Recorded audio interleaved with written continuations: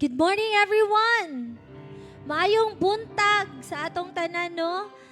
Welcome to our Sunday service. It's a beautiful sunny day. Sa pila ka days nga nagsigig ulan, pasalamat ta sa Ginoo nga He has given us this beautiful sunny day. Nga makaari ta diri nga dili ta basa. Kaari ta diri nga ugata and feeling warm. And also, it's our last day of August. August 31, September na, Burr month na sad. Salamat na sa Ginoo, paspas kayo ang panahon. I trust that God is moving, continuously moving sa to ang tagsa-tagsa sa atong mga kinabuhi. Bisan pa sa mga kasaba sa palibot, mga news, sa atong Facebook, kanang gubot kaayo sa mga issues karon.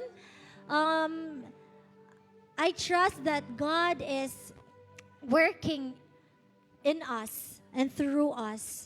Bisan pa sa atong mga challenges nga itong gipang atubang personally, no? Laytag mga challenges throughout the days nga ning labay, laylay jud atong mga gipang agian. Let us prepare as we prepare our hearts, our minds to worship God today.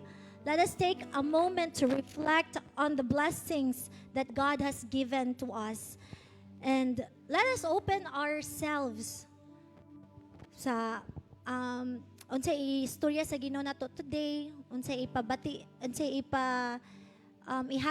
ihatag nga message ni Lord for us today. And as we prepare our hearts, before we begin to sing, we begin to shout our praises to God, ato sang i-confess atong mga sala. I believe also that we have done things nga wala nakapahimaya sa Ginoo within this week, last week, or few days ago pa. Atong i-confess sa Ginoo atong mga shortcomings. May it be in our minds nga mga sayop nga atong gihuna-huna, mga words nga nigawa sa atong mouth nga wala jud nakapahimaya sa Ginoo, and sa ato ang mga gipang buhat, our deeds, atong pangayuhan og pasaylo diha sa Ginoo. Let's take a moment of prayer for confession.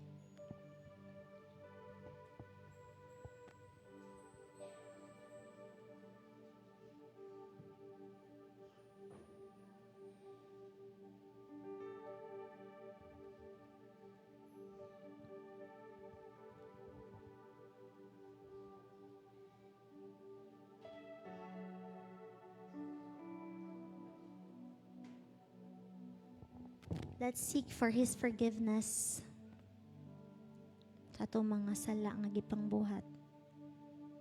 Let's remember that God is holy.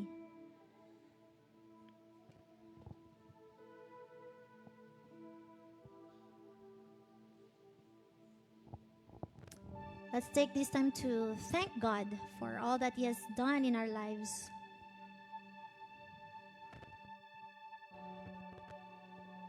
Let us pray. Heavenly Father, we come before you today with humble heart, acknowledging our sins and shortcomings. We confess that dili jud mi perfect, Ginoo, and we are humans, and we sin, we fall short of your glory. Lord, we pray for forgiveness, and as we come before you today, may you give us a heart full of worship and a heart full of thankfulness, that we will remember all the things that you have done in us, through us. And Lord, we continue to worship you. We will continue to glorify your name using our voices, our hands, our body. Help us to declare your goodness sa among mga tapad karon, that they will see also that we are thankful to you, that we will express our gratitude to you together as one church. Help us, O Father, that we will be sweet aroma diha sa imong throne today as we worship you. We bless your name, O God. Thank you so much.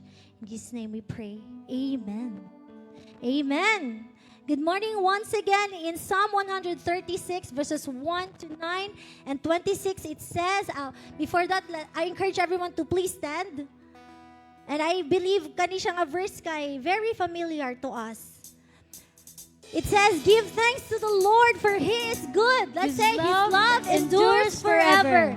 Give thanks to the God of gods. His love endures forever. Give thanks to the Lord of lords. His love endures forever. To Him who alone does great wonders. His love endures forever. Let's shout it. Who by His understanding made the heavens. His love endures forever. Who spread out the earth upon the waters. His love endures forever. Who made the great light. His love endures forever. The sun to govern the day. His love endures forever. The moon and stars to govern the night. His love endures forever. In 26 it says, give thanks to the God of heaven.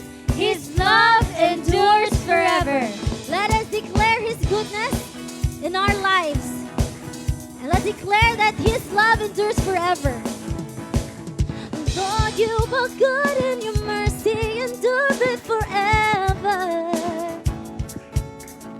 Lord, you are good and your mercy endureth forever.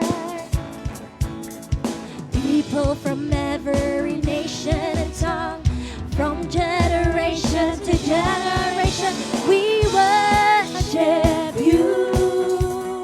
Hallelujah, hallelujah. We worship you for who you are. We worship you. Let's give our hands. Hallelujah, hallelujah. We worship you for who you are. You are good. Let's clap our hands for Jesus. Let's sing it again. Lord, you are good. Lord, you are good and your mercy endureth forever. Lord, you are good. Lord, you are good and your mercy endureth forever. People from every nation and tongue, from generation to generation, we worship you. Hallelujah, hallelujah, hallelujah. We worship you for who you are. We worship you. Oh, we worship you. Hallelujah, hallelujah, hallelujah. We worship you for who you are. You're good. You are good. Let's clap our hands. Let's declare that He is good. So good, so good. You are good. You are good all the time and all the time. You are, let's declare, you are good all the time and all the time. You are, if you experience God's goodness, let's shout it out. All the time and all the time. You are for the last time. Oh, you are good all the time and all the time. You are, you say, people from every nation. People from every nation. Let's sing it. From generation to generation. Let's sing it again. People from every nation and tongue. From generation to generation. Let's up our hands. Worship you. Hallelujah. Hallelujah. Hallelujah. We worship you for who you are. We worship you. We worship you. Hallelujah. Hallelujah. Hallelujah.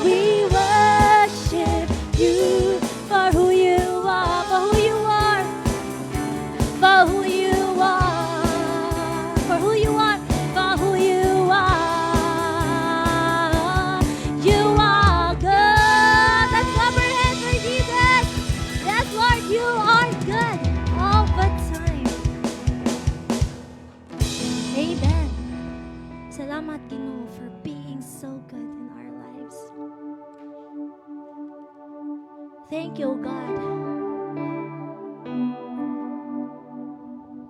Bisan pa sa among pagka-unfaithful sa imo, ha. Ikaw na pabilin nga faithful sa amo, ha. Thank you, Father, for being a good shepherd. Sometimes, muliko mi sa mga dalan. But you're there for us, oh God, to guide us, to protect us. You continue to love us. As we continue to praise God, let us reflect on God's goodness as our shepherd. Let us be filled with gratitude and trust. Let us rest in the assurance that we are safe in His care, guided by His wisdom, and sustained by His love. For the Lord is our shepherd, we shall not want. His goodness will follow us all the days of our lives, and we will dwell in His house forever. Sing this together. Shepherd of my soul, I give you full control. Wherever you may lead, I will follow. I have made the choice to listen for your voice. Wherever you may lead, I will go. Sing it again.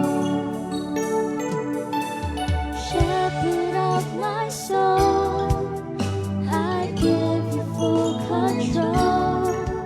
Wherever you may lead, I will follow. I have made the choice to listen for your voice. Wherever you may lead, I will go. Be it in a quiet pasture or by a gentle stream, the shepherd of my soul is by my side. Should I face a mighty mountain or a valley dark and deep, the shepherd of my soul will be my guide. Shepherd of my soul. Shepherd of my soul, I give you full control.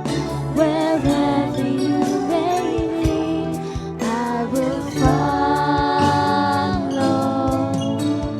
I have made the choice to listen for your voice.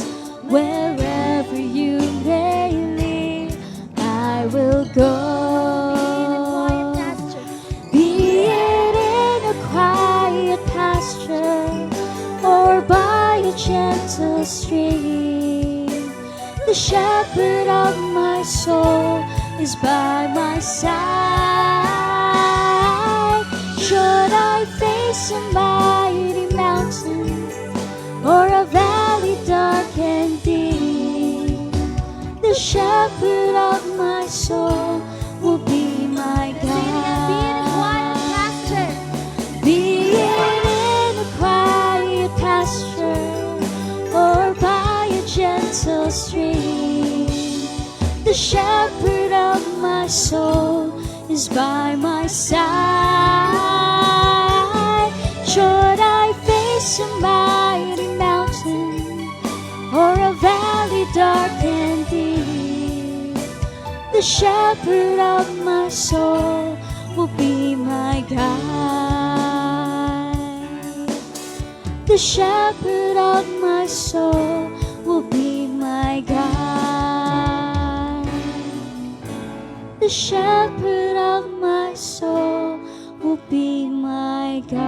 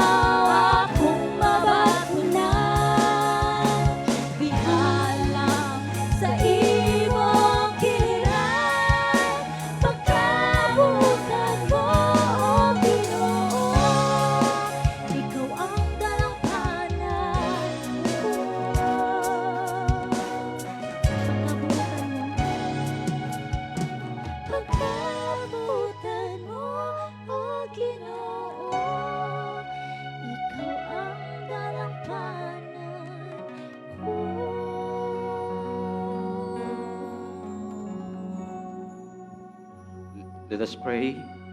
Most gracious and loving Father, we are so thankful because you are our fortress, our rock. Thank you, Lord, nga ikaw ang among dalangpanan. O thank you, Lord, nga ikaw puno gyud sa gugma nga bisan sa unsa kami ka makasala imong padala imong bugtong anak nga si Hesukristo para malansang sa cross giula ang dugo para sa kapasayloan sa mong sala. Father, thank you very much. Thank you so much, Lord. Lord, today as we come before you, Lord, I pray that you will take away, Lord, all our heart's desire, Lord. Lord, whatever, Lord, hindrances that nasa mong heart, sa mong kasing-kasing, whatever, Lord, nga bad thoughts, desires, Lord, nga nasa mong kasing-kasing, sa mong mga pangunuhan na, Lord, I pray, ikaw, Lord, mag-remove na, Lord Jesus, and make us worthy to worship you. Father, we pray for our government, Lord Jesus.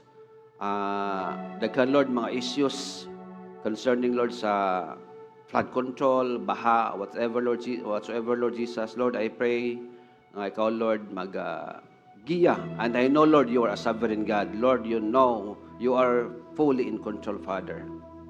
Lord, thank you so much. We even pray, Lord, for our presidents, our senators, congressmen, nga din, Lord, mo'y himo, Lord, mga palisiya para sa kalambuan, sa katawhan. Unta, Lord, imo silang giyahan, imo sila, Lord, ablihan ilang panghuna-huna nga, unta, Lord, ilang pagabuhaton, dili lang sa kagalingon nilang interest, dili lang kagalingon nilang bulsa o kagalingon nga kaayo, kundi para sa tanan, para sa katawhan, Lord, para ang katawhan makasinati sa hostisya nga imong gihatag para kanamo, Lord. Lord, among ginaampo, among mayor, among mga barangay captain, councilors, mga officials, Lord, sa pagagamanan sa sugbong, ikaw, Lord, mag-aubansab kanila.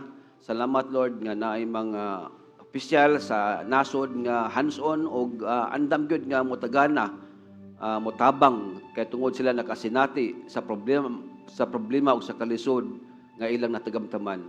Lord, salamat ini mga tawhan ng imong gipanggamit. O Lord, bisan man sa among denomination, Lord, sa Evangelical Free Church of the Philippines. Lord, among ginaampo ang among upcoming All Asia Conference dito sa Japan. Lord, ubay-ubay na gyud ang back out, but Lord, we pray nga ikaw, Lord, magpadala og mga delegado para dito sa Japan, para, Lord, sa pag-share, Lord, usab, Lord, sa kaayuhan nga imong ginabuhat dinhi sa Pilipinas. Para usab, Lord, ang ubang mga tao, ubang mga delegates sa makadungog, madasig sa pag-suporta, sa pag-ampo sa imong ginabuhat din sa Pilipinas.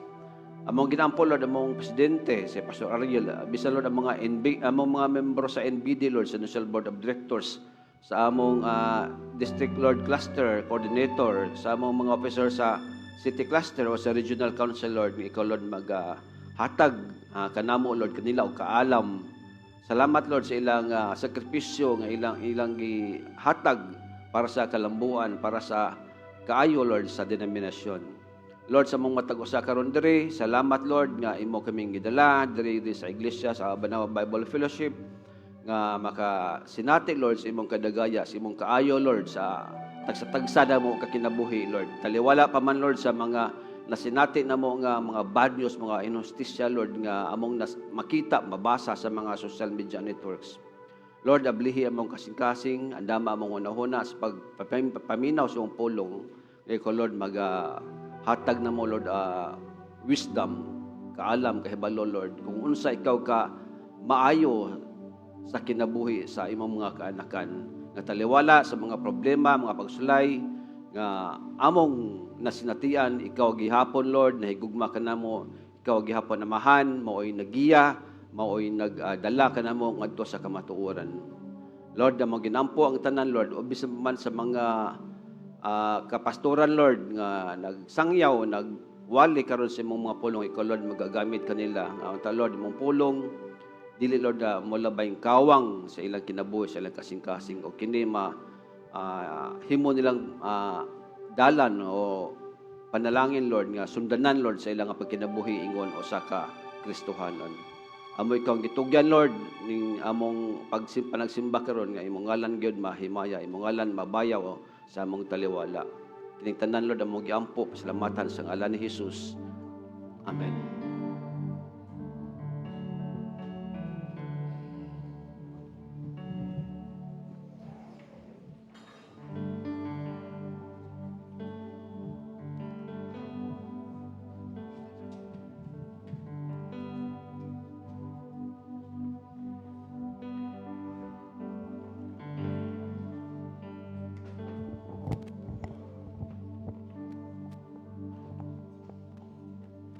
Good morning. Morning, church.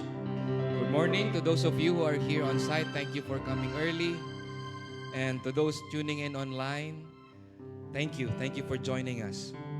And on behalf of our senior pastor, Pastor Jezreel Archival, we would like to welcome you to Banawa Bible Fellowship, your community in the city, and on site and online. Now, first off, we want to welcome a very special group of people. And those are the newcomers. If it's your first time here, or if you have brought a friend, can you rise? Pwede ba mo barog ang katong mga first-timer here? I know nga naay from Alcoy, Darwin, Matt, Harvey, and Andre. Is it your first time? Thank you so much. You're welcome here at Banawa Bible Fellowship. And also, we have a sister from Dumaguete Bible Fellowship. Oh, hi. You're a sister of Judy, right? So any newcomers or a friend? So welcome. You're welcome here. And we would like to get to know you later. Please stay for a while after the service. We want to also share to you our church, more about us. And so welcome visitors. And then we would like to also greet the birthday celebrants. Oh, we have Kiana Karen Ramirez. Balikog barog, Kiana. And Rina Gumera. Happy birthday. And we want to celebrate with you. Blessings to you and your family. Yes. Any anniversaries? Only birthdays? Okay, anniversary celebrants. So we have Pastor Luel and Ma'am Ruth or Teacher Ruth Talio. Happy anniversary. We will be there personally. So on the next, by the way, would like to also plug this in. Living Waters Leadership Training. The Living Waters Philippines. There's a training this coming November 16 to 21. And you have heard our stories, even me, my personal stories here in the pulpit. You have heard different stories here in the pulpit. And how this training has been a blessing to us, even from other church members in this church in Banawa Bible Fellowship. Now this is especially for our leaders, church leaders. If you are a leader, and we want to invite you personally in this leadership training. Because church leaders, also different leaders in the church and even in the different industry, we are also in the reality of being hurt and needing of healing. Now this training is a safe place. This is a training to be more intentional and equipped to impart grace and truth to the community of the sexually and relationally broken, and even to the community of LGBTQIA plus and plus. Now this is not only for church leaders, but for all of us here in Banawa Bible Fellowship. This is an, kumbaga, investment for yourself. And I would say so. It's an investment for yourself to grow deeper in your relationship with God, to know more about yourself and who God is, to know the answer to your questions from God Himself through His Word. So please, if you feel that God is leading you to join, please, I encourage you, join. Reach out to us, to me personally, to even to Ma'am Ruth, Pastor Jezreel, and Sis Charisse. We are the Cebu coordinators for the Living Waters Cebu. Now, this event is this coming November 16 to 21, and we have a contribution fee of 12,500 per head. It's 5 days, all na included, ang inyong board and lodging, and even ang food. So if you feel like you wanted to join, please do. Reach out to us. Now let's head to our service bulletin. Now, if you can notice, natay service church bulletin. Okay? Our sermon outline kay nasa tong bulletin, and everything that has to do about the church, our church happening, it's all in our service bulletin. Even ang QR code sa tong Facebook. If you haven't followed us, subscribe to our YouTube, follow us in Facebook. Now, if you go to the back portion sa inyong church bulletin, the first one is an invitation for our upcoming anniversary. This is an invitation for our upcoming anniversary. So join us this coming September 28, 2025. This is the 37th anniversary of Banawa Bible Fellowship, of God being faithful and true all throughout the years for 37 years. Our worship service during this time, September 28, will start at 8 a.m. and will conclude with lunch. So natay lunch ani nga time. Sign-up sheets for food pledges will be passed by the ushering team. If you feel that you wanted to pledge food or anything, please sign up. And we also have a dress code. Natay dress code ani nga time. Sa kids na ay red, sa youth green, sa young adults blue, the same as mine. I'm a young adult. Di pa ko old. Women pink, men kay yellow.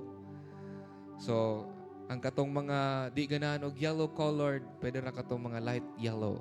Okay? So for any questions, please feel free to approach Pastor Jeriel Buro. Where's Pastor Jeriel? Can you stand up, please? There's Pastor Jeriel. You can approach him for any questions. And we also have a prayer meeting, weekly prayer meeting, Wednesday, 7 p.m. There is atong church sanctuary. Please feel free to join. Bring your family and friends. And we also want to encourage you. If you want to be involved in every ministry of Banawa Bible Fellowship, approach us, be involved, use your God-given gifts and abilities through the different ministries of our church. You can approach Pastor JJ to know how. And there are also prayer focus in our church bulletin. Sa atong church bulletin, the prayer focus is for our outreaches in Tuburan, Cebu, Sibunga. We also have in Palawan, Aborlan with Pastor Randy, reaching the tribes. And we also have the Myanmar-Thailand border. We have heard the Nai War dito currently. Please pray for our outreaches dito, and even sa ato ang mga volunteers, sa mga names nga naa sa ato ang prayer focus. And we also want to include this in an announcements. This is from Mabolo Bible Fellowship, Mabolo Evangelical Free Church of the Philippines. Now, this is a fundraising event. And if you want to know more about this, please approach Pastor JJ ang kaning announcements beyond the finish line. And ang ibutang diri is a fundraising event that goes beyond competition, uniting churches, building Christ-like character, and running with purpose for a greater cause. Okay, this is this coming September 13. Ang registration fee, wala gibutang, no? Yeah, ang registration fee daw are due on or before August 31. And we would also like to acknowledge ang katong yesterday nga event sa tong kuan Students Hub. Yesterday's event, Student Hub, and also the ministries that is in partnership sa ETCP and ETCP students and Banawa Bible Fellowship, ang katong kids ministry. So we would like to play this video sa Students Hub.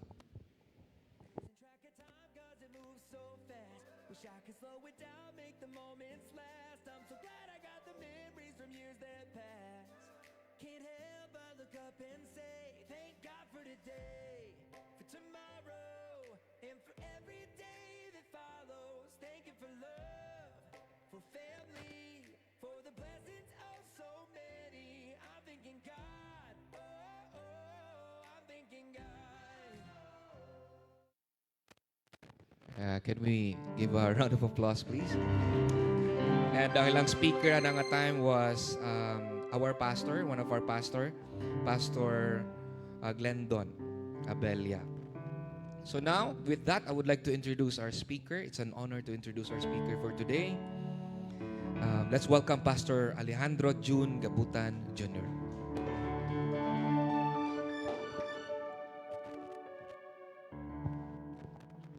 Sound.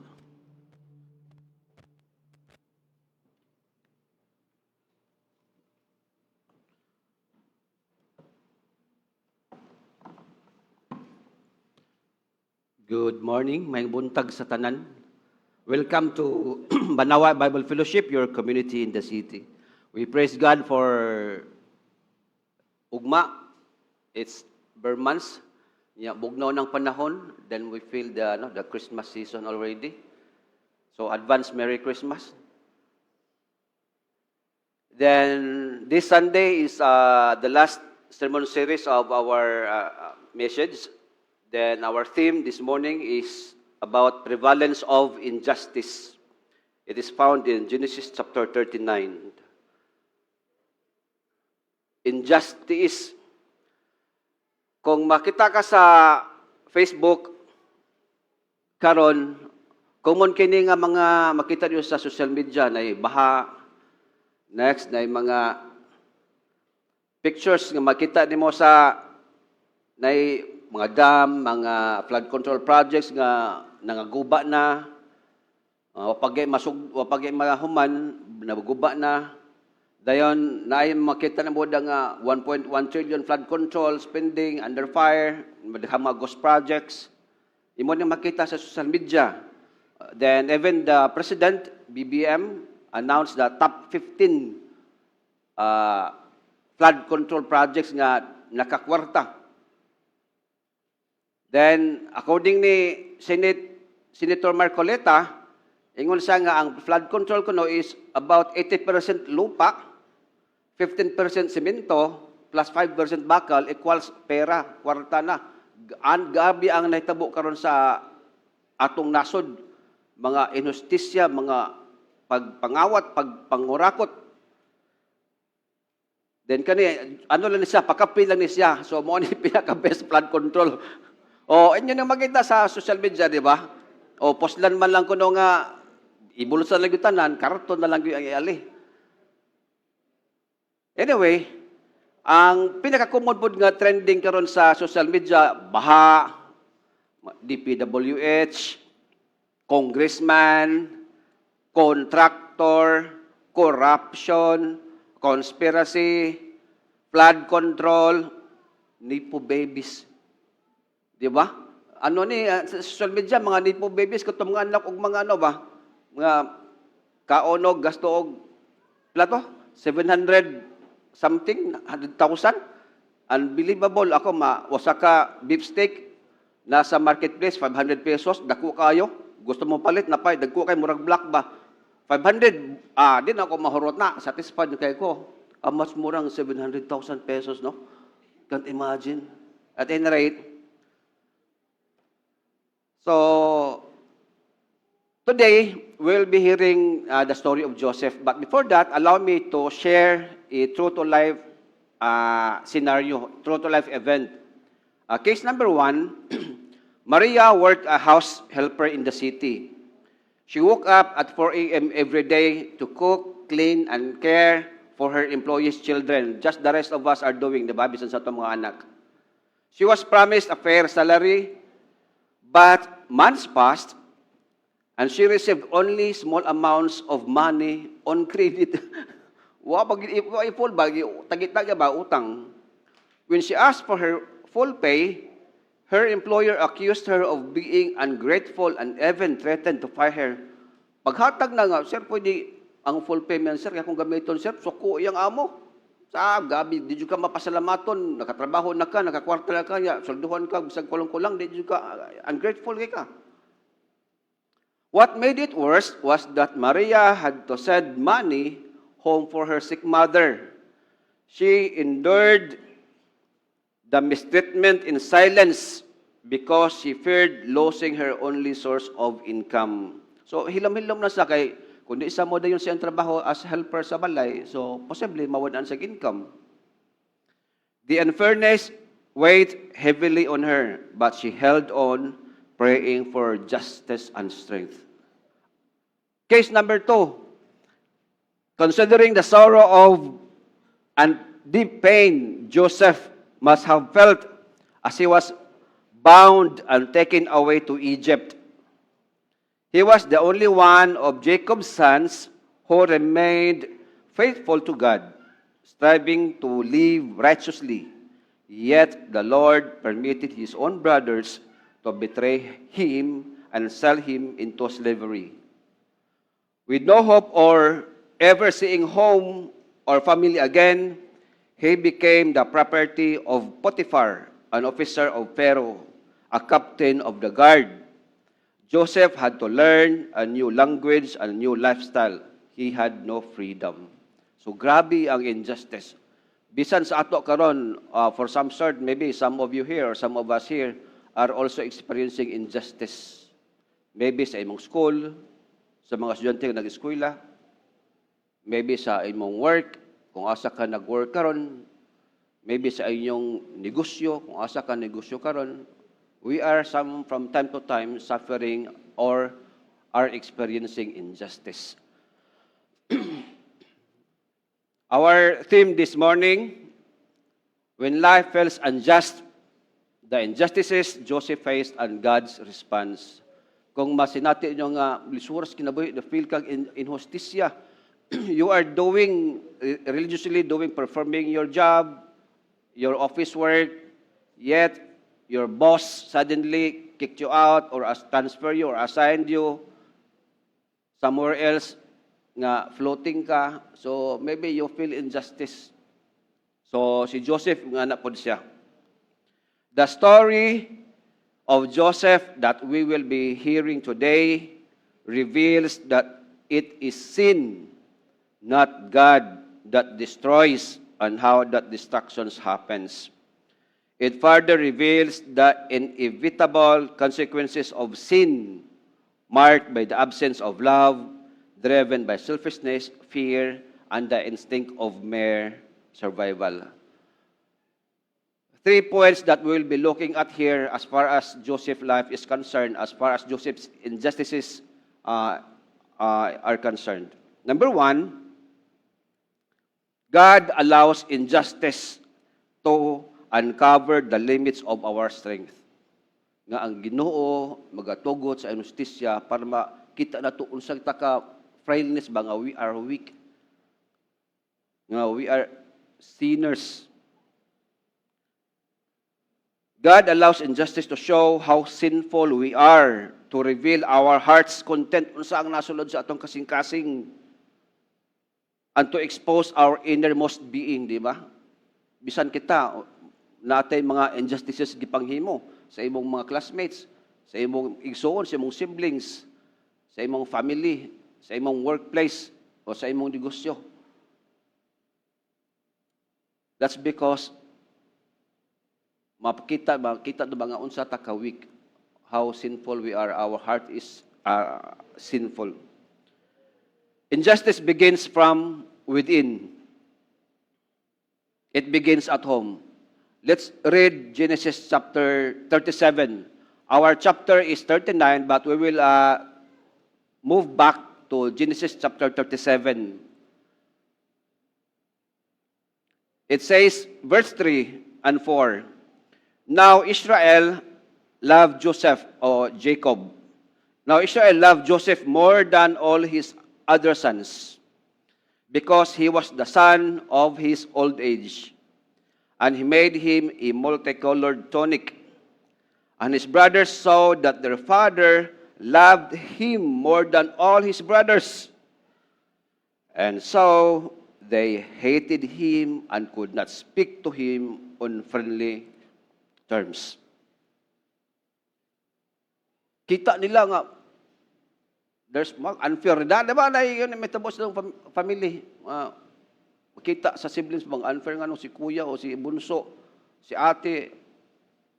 So, naitabo, they hated Joseph. Then, pag once ma-hate nimo ang imong usa ka tawo, imong brother or sisters or si imong co-workers, you cannot speak on him on friendly terms, di ba? Usay mo ano na ka, mo nanay guilt feeling, nanay barrier, nanay gap, di na ka mo tan-aw niya, nga gwapa siya, gwapo siya. Nga naman, tungod sa sin, tungod sa sala, sa guilt feeling sa imong nakita niya. So, makasinatin atag barrier na ay gap na in between. Verse 5 and 8. Ingon siya, then Joseph had a dream. Ayun, nagdamgo si Joseph. I know, you better read the story of Joseph. Sa una, permining naay mga drama, mga theater nga palabas ani, Joseph the Dreamer. Then Joseph had a dream, and when he had told it to his brothers, they hated him even more. Para may balan niyo unsa ni ang dreams, you read Genesis chapter 7. He said to them, please listen to this dream which I have had. For behold, we were binding sheaves in the field, and behold, my sheaf stood up and also remained standing. And behold, your sheaves gathered around and bowed down to my sheaf. Then his brother said to him, are you actually going to reign over us? Are you really going to rule over us? So they hated him even more for his dreams and for his words. So nasuko na sila tungod kay love ni siyang papa si Joseph. Sulti pa si Joseph siyang damgo nga, uy, ang inyo nangatumba, ang ako nagbarog, ang inyo ni yukbo sa payiting. Suko asa mga igsoon. Dapat suko. Verses 18 to 24. When they saw him from a distance, and before he came closer to them, they plotted against him to put him to death. Grabe na ang resulta. They said to one another, here comes this dreamer. Dili ka ng sleepwalker nga dreamer, ha? Now then, come and let's kill him and throw him into one of his pits. And we will say, a vicious animal devoured him. Then we will see what will become of his dreams. Verse 21, but Reuben heard this and rescued him out of their hands by saying, let's not take his life. So si Reuben, nakaamgo sa, murag mali. Pero ang iyang, baka na ba, iya lang yan, ba nga, mali mo na, let's find another way lang. Let's find ways. Verse 22, then Reuben said to them, shed no blood. Madili papatay, shed no blood. Pero saan niya? Throw him into this pit that is in the wilderness, but do not lay a hand on him, so that later he might rescue him out of their hands to return him to his father. So, kuya kig advice ba? Ay, ito patyon dito magpadugo diri ato lang sa ilabog dito sa ilawog sa tirong. Tirong ilawog na sa tambog sa lungag. Verse 23.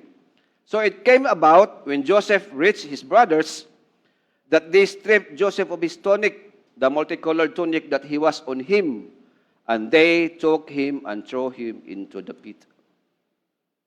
So ang inhustisya, kasagaran, magagikan sa panimalay, anak man na makaton, di ba? The way we treat our children, our siblings, diha. Letter B, next. Injustice contaminates. Wa lang mo dito sa pamilya, ni gawas, ni kuyanap, ni spread. Verse 26 to 28. We are in Genesis chapter 37 pa ha. And Judah said to his brothers, what profit is it for us to kill our brother and cover up his blood? Come, let's sell him to the Ishmaelites and not lay our hands on him, for he is our brother, our own flesh. Kuya po, nakaamgo po si Judah.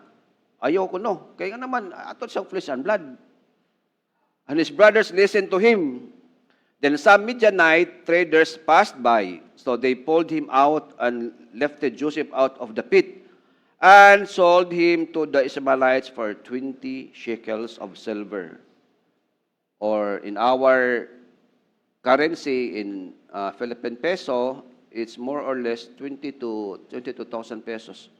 So they brought Joseph into Egypt. So baligyan nila si Joseph, 20 shekels of silver. So sa current foreign exchange, 20,000 ra, gamay ra. So yung anak, barato ang pagbinta, pagbaligya nila kay Joseph.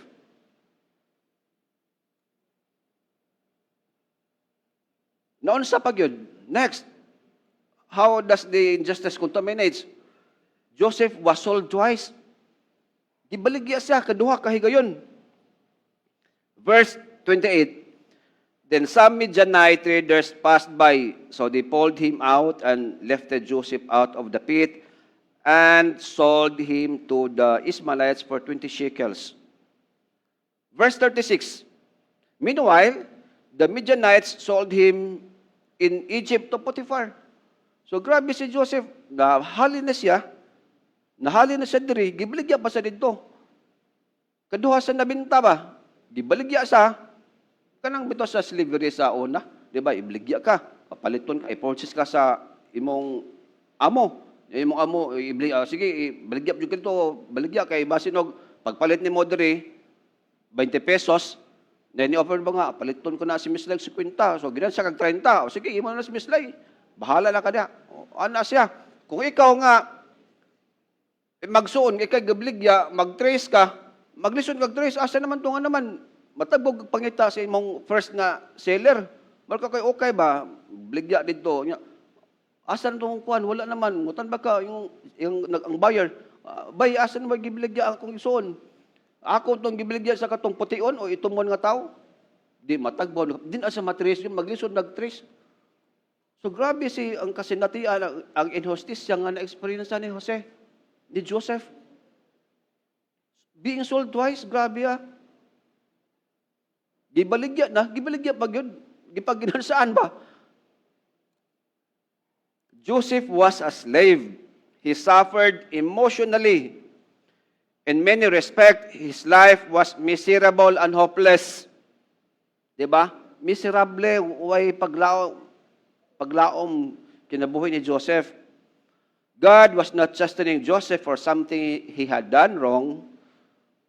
Wala silutan si David sa Ginoo tungod nakahimo si David si Joseph sa Ginoo tungod kay nasa nahimong di maayo dootan dili. We know this because God was with him and for him. God was not working against Joseph. Ikaduha nga injustisya, wrongly accused. Giakusahan siya. Nakasuway mo ginakusahan mo. Accuse ang istorya, okay na, pero kung nakusahan mo, pailan mo kaso, lisod na, kapoy kay na, hasol. Wrongly accused. Chapter 39, verses 11 to 18. Now it happened one day that he went into the house to do his work, and none of the people of the household was there inside. So she grabbed Potiphar's wife, she grabbed him by his garment, saying, "Sleep with me." Buntag mo, tani anong makigtulog ba siya? No. But he left his garment in her hand and fled and went outside. When she saw that he had left his garment in her hand and had fled outside, she called to the men of her household and said to them, "See, he has brought in a Hebrew to us to make fun of us. He came in to me to sleep with me, and I screamed. When he heard that, I raised my voice and screamed. He left his garment beside me and fled and went outside. So she left his garment beside her until his master come home. Then she spoke to him with these words, 'The Hebrew slave whom you brought,'" yung story sa isang bana, "'whom you brought to us, came into me and make fun of me. But when I raised my voice and screamed, he left his garment beside me and fled outside. Grabe, giakusahan siya. Attempted rape o rape. Trabaho si Joseph, siya nang usa, manay usa ka danger baka nang usara ka ba ikaw, duhara mo, ikaw rang usa, yan ay laing lalaki ka, trabaho ka, yan ay babae dito sa pikas. Di ka na pwede magkuyog ng kuyo kayo. So grabe na akusahan si Joseph. Siya namang usa niya, kita niya si Potiphar, asawa ni Potiphar. Niya crush man kanya si Joseph. Kung anong crush kanya si Joseph, ambot at utanawon sa sunod nga bersikulo. Ganahan mo? Joseph was a single young man in the prime of his life. He had the same hormonal drives as young men today. Joseph was handsome in form and appearance. Mr. Dreamboy, si Joseph, grabe, wow, mga ate. Si Joseph, handsome in appearance, in form and appearance. Mo siguro itong advertisement sa una nga, I love you. I love you. I love you, Piolo. Grabe si Joseph, bay. Handsome in form and appearance. Guwapo niya. Kan ko ni siya. Nakabasinog, di ba? Kanang barbell ba? Naka-gym. Di ba? Yang biceps o triceps. Dagko kini siya muscle. Iyang tiyan. Di ba? Usa nga nang tiyan, bros. Danay butoy-butoy da nga unom ka. Sana? Abs, oo. Unom ka abs, makita. Ako kay, usa lang akong abs. Tibuok akong abs, usa. Di ko mahalin. Si Joseph kay unom yang abs. Guwapo. Mga babae, kita mo guwapo, di ba? Ay, anak mo. Oh, katawa mo. Kata mga hilig o guwapo, gana ba ya?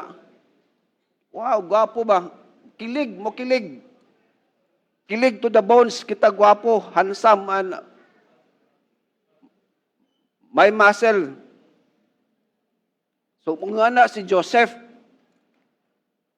Potiphar's wife looked at Joseph with desire. Particularly, lustful desire. In word, lie with me or sleep with me. Grabe si Potiphar, Potiphar's wife, dili si Potiphar. Ang wife ni Potiphar, sige sag tanaw ni Joseph, siyang kagwapo, siyang kahimsog. Onya, ang mga dress nila sa una kay dili man ta para sa ato karon nga matabunan tong lawa sa ilang dress sa una kay katumon tong mga ano lang. So basit makita gid yang mga kilid, mga muscle diri makita gid ba? Kita man sa naman ta t-shirt matabunan na tong mga muscle, di ba? Tong triceps, biceps. Pero that time ilang makita gud nga maskulado, guwapo ni, tikas, macho. Macho kiton, macho. So sige tanaw ang asawa ni Potiphar kay Joseph, nasi pagnanasa. Kailan ko yan? Kung pwede lang makuha niya sa tingin, nakuha na niya, pero di man pwede. She spoke to Joseph day after day para makigdulog lang. Grabe, no? Kuan ba ka ng obsessed? What kind of, grabe na sa ka-obsessed, no? Dili po siguro ni Kuan, dili po siguro na in love, di ba? Mamang young people, kasi nakasuwag in love, kung sa man na in love, yung sa may bation, buhaton o feel sa may in love. Mato nila, kung ma-in love kuno ka sa usa ka lalaki o sa ka babae, wa kay lang makita siya ra. Bisang unsa ka daghan sa tao ba? Daghang kayong tao, crowd, daghang kayo. Pero gaskan, takit anda yun nga naman, in love ko nun ha. Murag si asawa ni Potiphar, why siya lang makita ba sa trabaho, magtrabaho si Joseph, nag-manage siya dito, yang mata, nakafocus kay Joseph. I don't know, that's in love ba na, pero I don't think so. Basin, lustful desire, gado. Sige, sagpagwapa. Sige, sig pagwapa, sig pang make-up ba? Make-up, na. Oh, sa una, uso binang, sa una, pa ilang uso ng mga pagwapa. Mahumot ni siyang maayo, gid. Tawa ni mong tapad. Kaysa na humot nag-perfume dia. Oh, sige, siyang pagwapa. Usa dia, she made her appeal as strong as she could. Imagine mo na. Iya yung ipakita ba nga, the best nga yung buhaton ba nga, mapansin siya ni Joseph. Unya kay si Joseph di man hilig, o babae di man hilig niya. Dili mo wala man na sa una-una ni Joseph. Di ba? Ang nasa una-una ni asawa ni Potiphar nga, Joseph lang yun. More sa kanta ni Tom Jones ba? Kanta ni Tom Jones stay death. Babae, di natin kanta sa edit og Tom Jones. You're my world, you are my night and day. You're my world, you're every breath I take. Oh, grabe. Murag yung na si asawa ni Potiphar yung team. Wanay lain ba? Nakahigayon si Joseph siya ng usa trabaho naa siya. Aha. No, kinsa man sige tag istorya ba? Kinsa man wife ni Potiphar ba? Kasi nakila sa wife ni Potiphar. Ha? Sige tag istorya ba? Wife of Potiphar, wife of Potiphar. Kinsa man ni wife ni Potiphar? Di ba? We always heard of the wife of Potiphar sa story ni sa life ni Joseph. Pero who is this Potiphar? Oh, Potiphar, wife ni Potiphar. Akong gi-search kay na-confuse mo ko na sabi mo, bitaw, no? Sige tag story ba? Wife of Potiphar, wife of Potiphar. Pero wa ta kaila. So I tried to search it out, of course, with the help of my uncle, Google. So mo na kong nakita. Sige. Ang wife ko ni Potiphar, of course, I'm basin nahilaing ngalan, pero sa akong pag-research mo na akong nakita. Si Sulaika is a figure in the Hebrew Bible and the Quran. She was the wife of Potiphar, the captain of Pharaoh's guard in the time of Jacob and his 12 sons. In Genesis, she is given no name, but in the later medieval Jewish sources and Islamic tradition, she is identified as Sulaika. I don't know kung napailaing ngalan, pero as far as sa akong search is concerned, mao niyang nigawas. So, wife ni Potiphar si Sulaika. So, let's name her Sulaika. So, si Sulaika, grabe ang kaibog ni Joseph. Yung anak sa ka-intense ba? Nga maangkol na ni si Joseph, mura sa iya lang si Joseph, wala na, tagbaw na siya. Kita sab, we too may face many temptations. The Apostle James tells us that we each have our own lust. Kita po no, di lang sa Sulaika, kita po naabuti ko itong mga pangibog. Naabuti itong mga lustful desire. Whether we like it or not. James 1:14, but every man is tempted when he is drawn away of his own lust and enticed. Your own lust may be sensual, or your lust may be for more money. You may desire for control to your boyfriend, to your girlfriend, to your wife, to your husband, to your boss, to your spouse. Lust may be for unhealthy food, or they may be for popularity and acceptance. Kanang gusto lang ka nga, sikat ka ba? Mag-vlog ka dito, dala kag Hermes. Hermes, nya, Loy in town, Lubi Iton. Pero sa Facebook ba? Lubi Iton, yung bag ba, Lubi. Down sa ba, Lubi Iton, Louis Vuitton ba, Lubi Iton. Lubi ba, Iton, ya ano man sa Ilonggo man, Lubi Iton. Diba, mga sapatos na mo tag almost 1 million. Naimangay ko na. Depende. God never tempts us to do evil, of course, but He does allow temptation in our lives. When Potiphar's sensual wife tempted Joseph day by day, Joseph remained firm. So Joseph remained firm. When she grabbed his coat and thought she had trapped him, verse 12, he fled.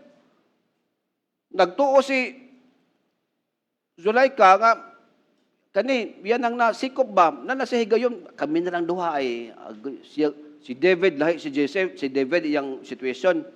Wa sa lingaw, sa kasi sa taas, kita niya si Bathsheba. Kini po, si Sulayka, nailingaw, ayang lingaw, pagbantay lang yun ni Joseph nga, sipet lang karon akin ka. Ana, iyang yang lahi, lain yang yang mind ba? Pero but look at Joseph's respond, verse 9, ingon sa verse 9, how then could I do this great evil and sin against God? Nagtuo gali si Sulayka nga easy to get si Joseph. Tuos lang nga easy boy ba? Diba? Anak si Joseph, ops. Ya, buban pa to. Si Joseph ni run away, ni dagan siya. Tagsara na ron na kanang lalaki na chicks, na babae nga mag ano-ano niya pa gara-gara. Na iba na dagan padulong ba. Pero si Joseph dagan sabay. Kamo mga laki ayo ko pa sa dagan yun mo. Pag makadagan pa. Dagan si Joseph. He ran away. Ikatulong nga injustice na sinati ni Joseph. Unjustly imprisoned. Please, grabe, no? Gaya mo, trauma yung life ba? Grabe. He was imprisoned. Verse 20. So Joseph's master took him and put him into prison, the place where the king's prisoners were confined, and he was there in the prison.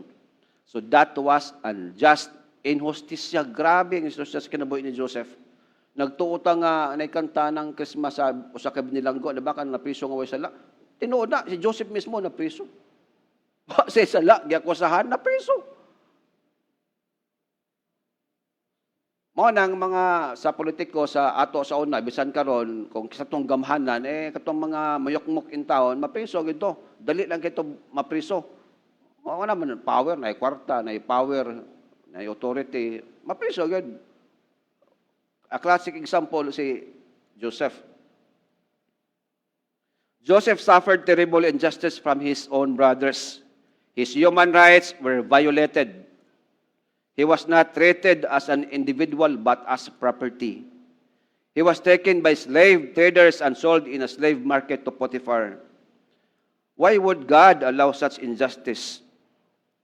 For Joseph, it was part of God's plan. Remember, God makes no mistakes. There is no question that what happened to Joseph was wrong. It was sin. It was unjust. Injustice creeps in because of sin. One day, let's continue with Maria. One day, a neighbor overheard her story. Remember Maria sa early slides? One day, a neighbor overheard her story and encouraged her to report it to the barangay office.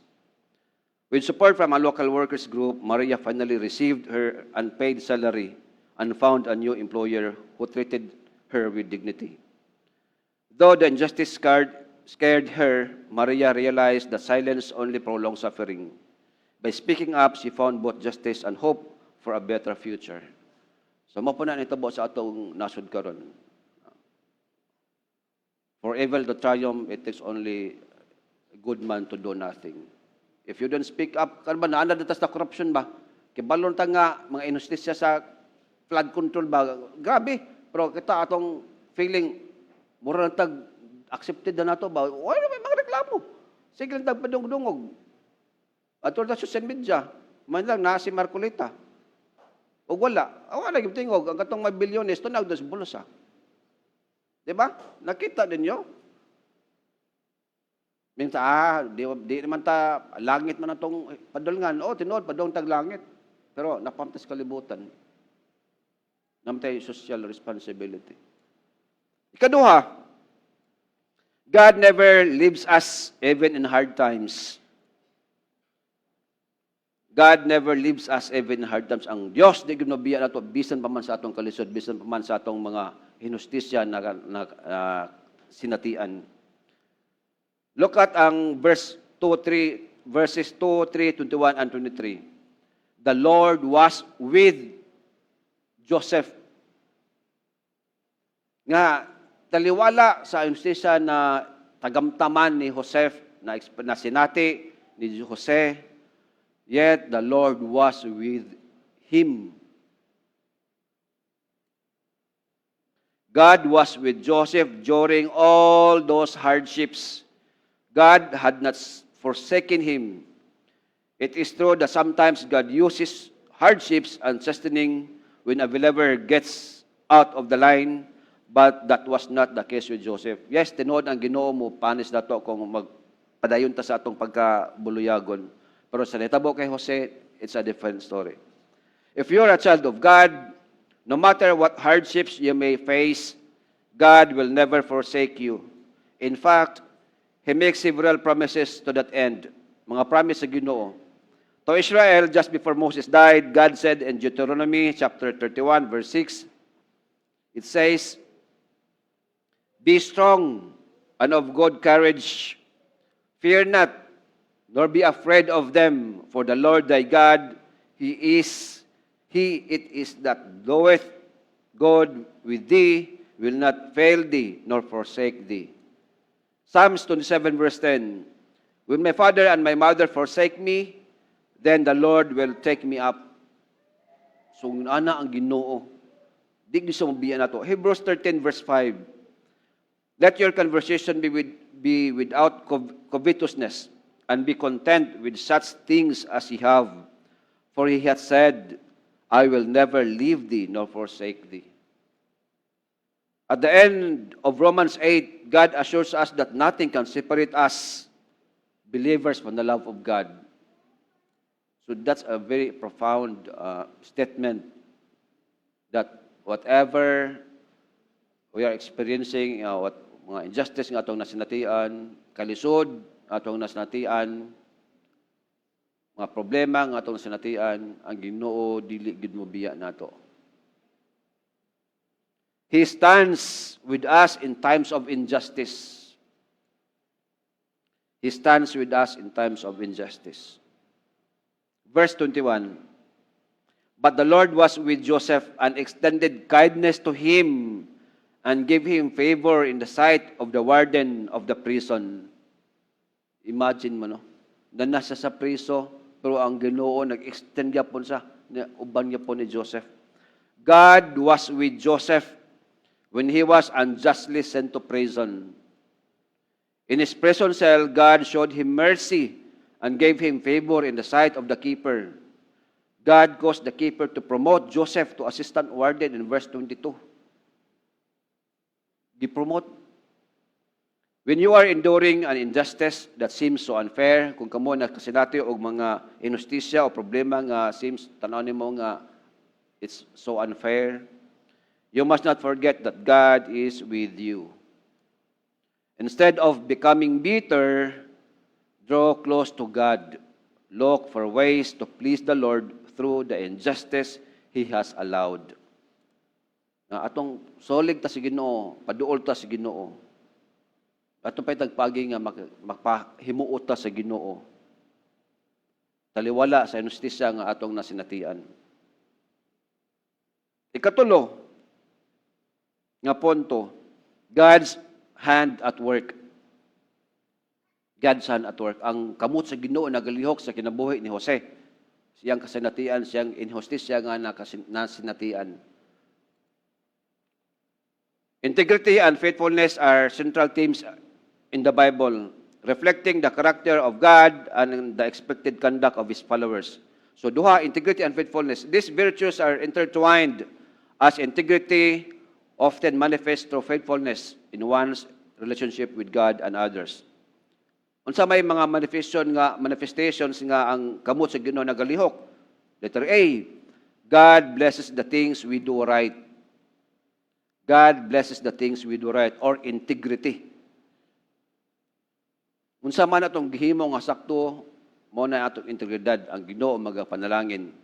Integrity in the biblical sense refers to a wholeness of character, where one's actions align with God's standards and truth. It is the quality of being honest and having strong moral principles. The Bible frequently highlights the importance of integrity, especially in leaders and those who seek to live righteously. Integrity is the internal quality of moral soundness, honesty, and strong principles, acting correctly even when unobserved. Even when unobserved, integrity, nga bisan when nagtanaw nimo, ikaw nagapadayon sa imong trabaho. Nagapadayon sa pagbuhat sa sakto nga trabahoon. Kaya nga naman, kita manggid kung ay magtanaw, di mo ito trabaho. Murag sa among opisina ba sa PNP pa ko, among mga tropa, when the cat is away, the blank is the, when the cat is away, ang sumpay na mo, the rat is the cat. O mo na mong ano dito, when the cat is away, the rat is the cat. Ano naman ta, wala mong boss, ikaw ang boss. Ang ilaga mo na himong iring ba, hawd-hawd na. That's not integrity. Integrity is doing the right thing even no one is watching. It focuses on inherent uprightness and character. So, maon ang gihimo ni Joseph, wala si Potiphar. Si Joseph, siya usan, nagtrabaho siya sa sakto.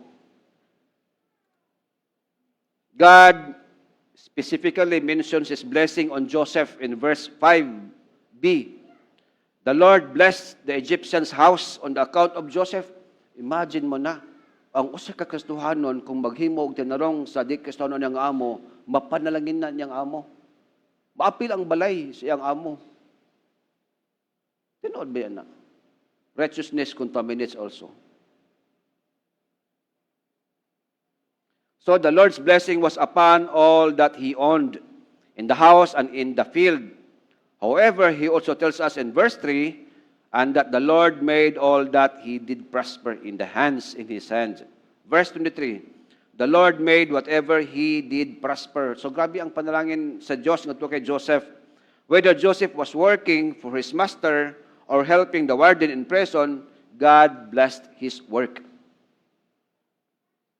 Kaduha, letter B, God blesses our loyalty and devotion or our faithfulness. Faithfulness is the steadfast adherence to a person, cause, or belief demonstrated through loyalty and devotion. In the Bible, faithfulness is a key attribute of God and desired quality in His people. So, ang Ginoo faithful and communicable attribute man ang faithful, pagka-faithfulness sa Ginoo, then we should also be faithful. Faithfulness is the external act of unwavering loyalty and devotion to a person, cause, or promise. It emphasizes consistent commitment and adherence to responsibilities or relationship. If we live faithfully for the Lord, God will bless us. God may bless us with bargains. He may bless us with wealth. He may bless us with vegetable gardens, with produce. He may bless us with joy in witnessing unsa pa sa pagpangalagad sa Ginoo. Now, unsa man ang blessings na experience ni Joseph, na dawat ni Joseph from the Lord. Number 1, unsa ang hitabo tungod lang sa pagkapatimano ni Joseph. Number 1, Joseph was promoted as a deputy warden. Preso siya, punahimo siyang warden, gipromote siya sa Ginoo. Verse 22, people around him noticed Potiphar saw that God was with Joseph, so he promoted him. Verse 22a, and the warden of the prison put Joseph in charge of all the prisoners who are in the prison. So mura na sa pinariso dito, siya na ang warden, siya na ang assistant warden do, siya na ang kaduha nga boss. So yung ang grasya sa Ginoo, kung atong buhaton na ang tama, kung padayon lang tas itong pagkamatinamanon sa Ginoo, nga taliwala sa atong mga inustisya na sinatian, ang Ginoo mo panalangin gyapon at the end of the day. Kaduha, he was promoted as PM, Prime Minister. Di ba? Nahimo siyang Prime Minister sa Ehipto. Imagine, a Hebrew, a Jew, became a Prime Minister in Egypt. Genesis 41, 38 to 43. Then Pharaoh said to his servants, "Can we find a man like this, in whom there is a divine spirit?"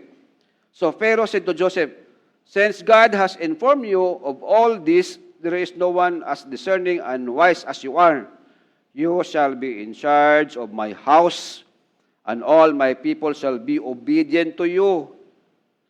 Only regarding the throne will I be greater than you." So sa throne lang mas hawad si Pharaoh. Pharaoh also said to Joseph, "See, I have placed you over all the land of Egypt." Then Pharaoh took off his signet ring from his hand and put it on Joseph's hand. Gihatag ang signet ring sa hari ngadto kay Jose. And clothed him in garments of fine linen, and put the gold necklace. Kano makita niyo sa picture ni Jose, ni Joseph, nga nay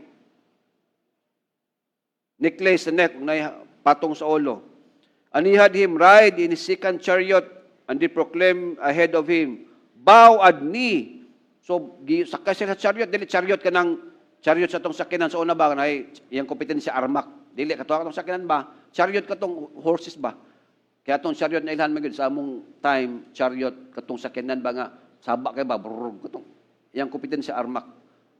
Wala na pa na yung mga chariot o armak nga mga brand sa sakinan. So, iyang gipasakay si Joseph sa usas kaduhan nga chariots, di pa roam around ito, roving, bow, ani, tanang magi, uyukbo. So, grabe ang sikat ni Joseph. Grabe pagka-promote niya. Prime Minister. Pag Prime Minister ka, ikaw ang hari man sila. Ang hari, diyan na manghilabot ang hari. Ato na sa delegado dito, Prime Minister, ikaw na bahala. Mura sa presidente. Muna, kung na yung mga ASEAN Summit mag-meeting, ang katong mga gikan sa UK, mga Prime Ministers, ato, presidente. So siya presidente sa Egypt. Grabe, bow adi, gisuroy din siya, introduce siya dito. Joseph's greatest blessings came after 13 years. Joseph was sold by his brothers into slavery at age 17, wrongfully accused and imprisoned around 13 years. However, when Pharaoh released him from prison at age 30 and promoted to Prime Minister of Egypt, then God's greatest blessings began to surface. Grabe si Joseph. 17 years old na, gibaligya, nakulong siya, 30 katuig sa presuhan, pero paggawas niya, nahimos ang Prime Minister at age 30. Genesis 45, verse 5. Now therefore be not grieved nor angry with yourselves. Yan ang sultan niyang mga igsuon. Yang mga igsuon ba? That you sold me neither, hither, for God did send me before you to preserve life. 45 verse 8. So now, it was not you that sent me hither, but God. So gitugutan si Ginoo nga, dili kamo mo hinungdan actually, kundi ang Dios. And He hath made me a father to Pharaoh, the Lord of all his house, and a ruler throughout all the land of Egypt. In verse 20. But as for you, you thought evil against me, but God meant it unto good, to bring to pass as it is this day, to save much people alive. So sa inyo, daotan to, pero sa Ginoo, yatong tugutan na to para sa kayuhan ninyo. Nga naman, dagkan ang mga tao nga nalawas, iyang mga magsuon nalawas sa kagutom sa panahon sa famine. Someday, God may bless you with opportunities to encourage others by your experiences. Your testimony may draw a sinner to Christ. Your faithfulness may steer the hearts of your children to live for the Lord. On the other hand, you may not see God's blessing for your faithfulness during hardships, temptations, and injustices in this lifetime, but God has not forgotten you. 1 Corinthians 15, verse 58. Therefore, my beloved brethren, be ye steadfast, unmovable, always abounding in the work of the Lord, inasmuch as ye know that your labor is not vain in the Lord. For our conclusion and takeaways, here it is. We have seen in Joseph's life how God interacts with his faithful children. Joseph could easily have turned bitter, but he chose to remain faithful to God and work diligently. Pwede mo siyang reklamo, pwede sa boss ko. Karon ako na'y prime minister. Pangitaw to niyang doon siyang mga malditong igsoon. Ano mo, lohod. Pwede na ba? Pwede sa mabiter. Ano man ta? Bawas-bawas lang. Usa ka kailan classmate na ako sa masteral nga na abogada na. Na yang gipost dito nga ang mga estudyante ko nawa mag-abogado, di sila mag-lawyer para mukita. Mura ito ba, for revenge. Mura yung ano ba? Oh, bitter bay. Ikabay sinati og inustisya sa imong magsuon, sa imong sibling, sa imong classmates, di ba? Sa imong boss. Karon nagloka abogado akani ako na ano boss. Pwede na ba ito ni Jose sa iyang magsuon? Pero wala. He chose to remain faithful to God. So unsa man na sa ato? If troubles threaten to overwhelm you, take a closer look at God's character during Joseph's trials. Tanawa si Jose, panalangin niya ang kinabuhi ni Jose, taliwala sa iyang injustisya nga nasinatian. Kung gibless sa Ginoo si Jose sa iyang kasinatian, the Lord will also bless sa atong mga endeavors, sa atong mga troubles, atong nasinatian nga injustisya. If you remain faithful to the Lord, you can expect God to treat you as He did to Joseph. Let us pray. Father, thank you for your word. Thank you for the life of Joseph. How you have worked on Joseph's injustices. Lord, salamat Lord sa imong pag-uban. Salamat Lord nga namin nakita sa kinabuhi ni Jose, sa iyang matarong, sa iyang faithful. Lord, taliwala sa mga injustisya ngayang nasinati sa iyang kinabuhi. Siya wala magbaton og kaligot-got, wala magbaton og kasuko, wala magbaton og mong baghunahuna og pagbalos sa mga tao nga nakahatag niyag kagubot, nakahatag niyag di maayo sa iyang kinabuhi. But Lord, salamat nga Lord taliwala sa mga kasinatian ni Joseph, ug taliwala Lord sa even Lord karon nga among nasinatian nga mga injustisya sa among kinabuhi Lord, nga we feel Lord that life is unjust, nga ikaw Lord naa di ay gihapon uban kanamo, nga ikaw Lord dili gud mo biya diri kanamo, nga you are just around, you are just helping us Lord, you are making ways Lord, nga among kinabuhi Lord, among kasinatian nga di maayo mo resulta og maayo sa umaabot. Salamat sa imong grasya Lord Jesus, in Jesus name, amen.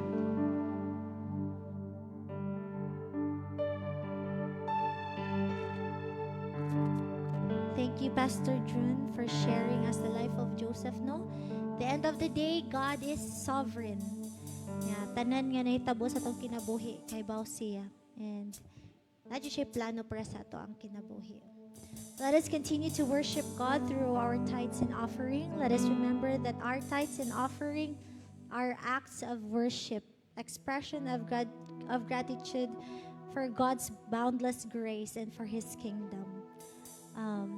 Let us give generously, knowing that our contribution supports the vital ministries of our church and help us to further the work in our community and beyond. As we sing our response song, I request everyone to please stand and arita sa tubang, and then we'll drop our tithes and offering. Atong kantaon ang Dalang Panan.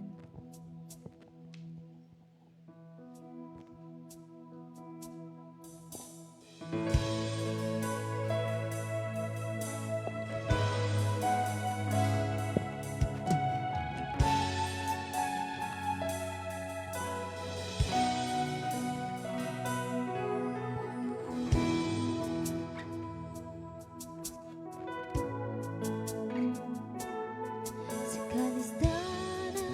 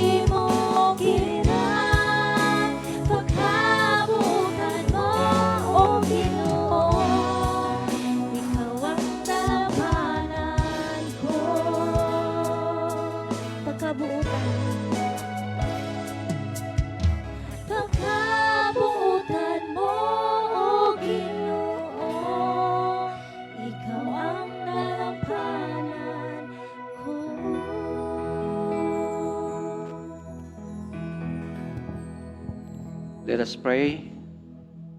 Father, we thank you for your word. Thank you for the life of Joseph, on how you have walked with him during trials, temptations, and injustices he has experienced, O God.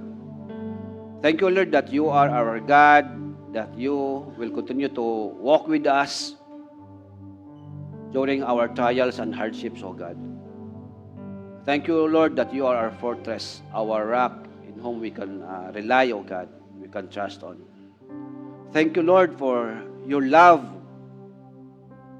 Thank you, Lord, for your mercy. Thank you, Lord, for your abounding grace.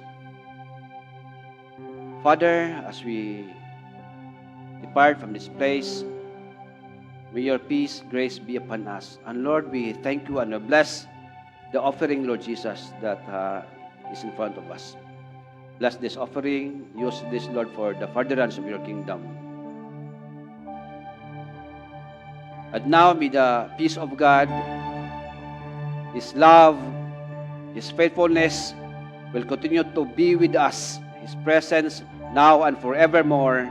Amen. O Amen. Amen. Amen. Amen.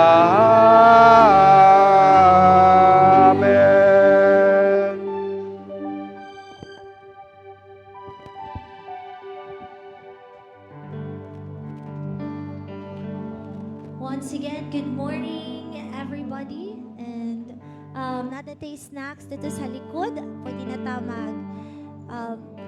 magchika with our church mates. Magchika na dira sa likod and we can eat our snacks. Just kumusta each other.